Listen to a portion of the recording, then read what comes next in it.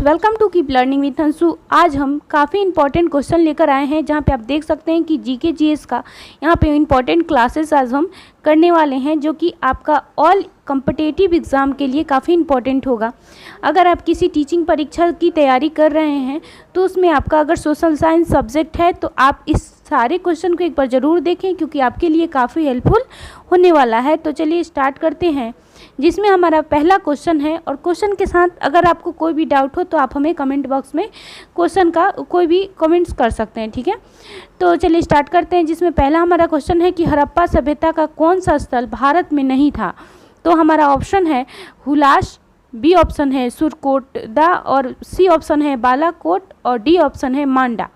तो जैसा कि आप लोग देख सकते हैं कि हम यहाँ पे अपना क्वेश्चन के साथ आंसर भी लाते हैं, जो कि आपका सटीक आंसर होता है, ठीक है। तो यहाँ पे आपका राइट आंसर होगा सी, यानी बालाकोट, ठीक है। अगला हमारा क्वेश्चन है कि आप देख सकते हैं कि हड़प्पा कालीन लोगों को किसकी जानकारी नहीं थी। जो हड़प्पा कालीन लोग थे उनको किस चीज़ की जानकारी नहीं थी।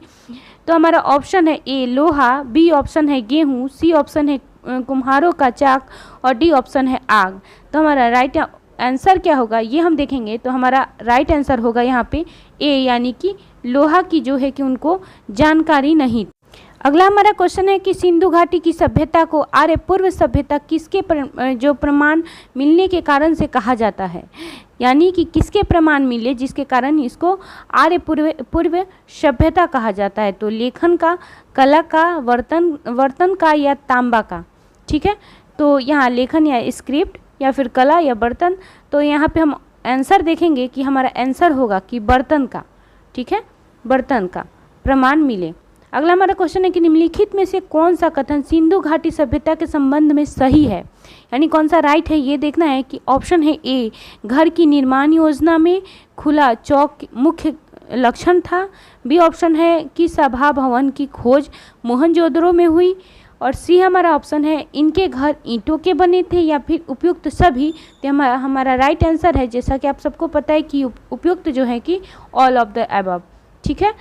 अगला है कि सिंधु घाटी सभ्यता की पहचान निम्न में से कैसे है। तो ऑप्शन है ए सुंदर मूर्तियों के द्वारा, बी ऑप्शन है आर्थिक और सामाजिक सुधार, सी ऑप्शन है शहर योजना प्रणाली, और डी ऑप्शन है धर्म और दर्शन शास्त्र। तो हमारा राइट आंसर होगा कि शहर और योजना प्रणाली के द्वारा, ठीक है। अगला हमारा क्वेश्चन है कि आप देख सकते हैं सिंधु घाटी सभ्यता का ज्ञान मिलता है कहाँ से मिलता है। तो ताम्रपत्रों से मिलता है, पूरा तात्विक उत्खनन से मिलता है, या फिर साहित्य से मिलता है, या फिर तांबा से।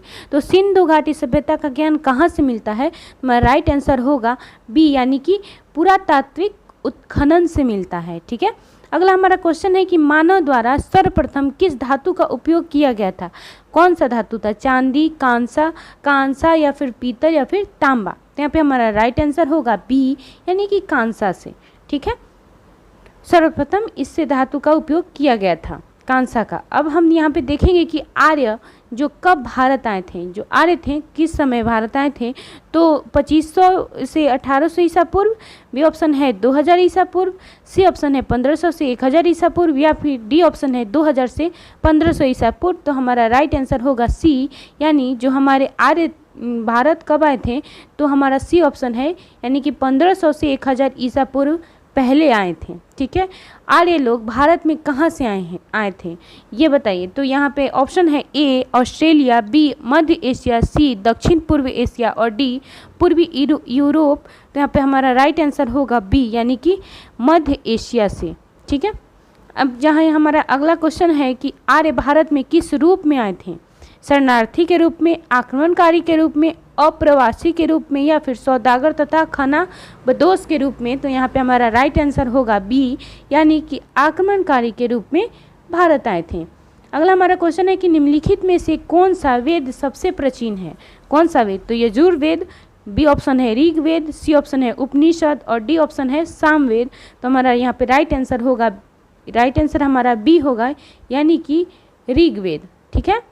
यहाँ पे आप देख सकते हैं कि कौन से वेद सबसे पुराने हैं। तो ऋग्वेद जो है कि सबसे पुराना है। अब अगला क्वेश्चन है कि ऋग्वेद आर्य किस भाषा का प्रयोग, ऋग्वैदिक आर्य किस भाषा का प्रयोग करते थे। ऑप्शन ए है संस्कृत, बी ऑप्शन है पाली, सी ऑप्शन है प्राकृतिक और डी ऑप्शन है द्रविड़। ठीक है, तो यहाँ पे हमारा राइट आंसर होगा ए, यानी कि संस्कृत जो है कि भाषा का प्रयोग करते थे ऋग्वेदिक, ये चीज़ याद रखना है। अब अगला क्वेश्चन है कि ऋग्वेद में सबसे पवित्र नदी किस का जिक्र था, मतलब कौन से पवित्र नदी का जिक्र था। तो हमारा ऑप्शन है गंगा, बी ऑप्शन है सिंधु, सी ऑप्शन है सरस्वती और डी ऑप्शन है यमुना। तो हमारा राइट आंसर होगा सी, यानी कि सरस्वती। ठीक है, अगला हमारा क्वेश्चन है कि शास्त्रीय संगीत के संदर्भ में जो शास्त्रीय संगीत के सिद्धांत की विवेचना की गई है, यानी शास्त्रीय संगीत की विवेचना किस जो है कि वेद में की गई है। तो यजुर्वेद में की गई है या बी ऑप्शन है अथर्ववेद में की गई है, सी ऑप्शन है सामवेद में की गई है और डी ऑप्शन है ऋजुवेद में की गई है।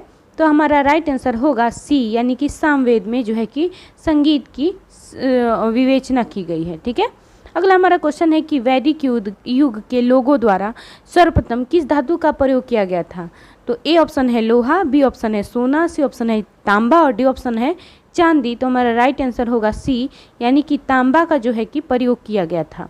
अगला हमारा क्वेश्चन है कि ब्रह्मवाद, जिसे कि आज एक श्रेष्ठ वर्ग के रूप में समझा जाता है, कि जड़ें थीं, कौन सी जड़ें थीं ब्रह्मवाद की। तो यहाँ पे ऑप्शन है ए है ईसा युग की आरंभिक शताब्दियों में, बी ऑप्शन है उत्तर वैदिक काल में, सी ऑप्शन है गुप्त काल में और डी ऑप्शन हमारा है ऋग्वेद काल में। तो हमारा राइट आंसर होगा, यहाँ पे आप देख सकते हैं ए, यानी कि ईसा युग की आरंभ जो है कि आरंभिक शताब्दियों में किया गया था। ठीक है, अगला हमारा क्वेश्चन है कि प्राचीन हिंदू विधि का लेखक किसको कहा जाता है। हिंदू विधि का लेखक प्राणी को, वाल्मीकि को, मनु को या फिर वशिष्ठ को।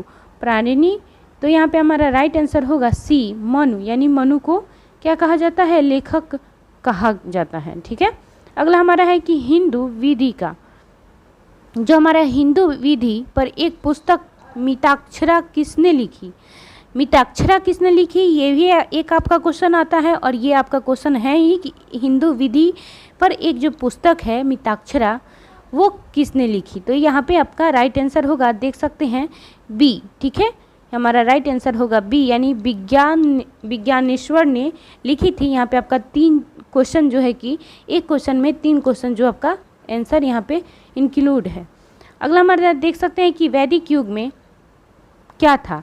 वैदिक युग क्या था, तो यहाँ पे हमारा ऑप्शन है बहुविवाह प्रथा या अज्ञात थी। ठीक है, बी ऑप्शन है बाल विवाह प्रमुख था, सी ऑप्शन है कि विधवा पुनर्विवाह कर सकती थी और डी ऑप्शन है कि अनुलोम विवाह स्वीकृत था।